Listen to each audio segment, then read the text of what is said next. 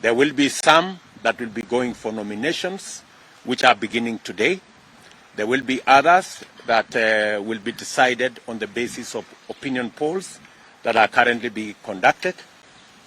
And there are some gracious people who have also agreed by consensus to cede ground for their competitors so that we can have a team.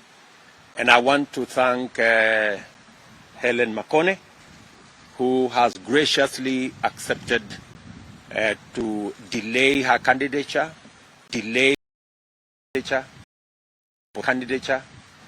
so that she can support Nyambega Mose, who will now be our candidate in Nyamira for senator. We will conclude the building of our team, and our team has already begun the process of building the momentum on the ground.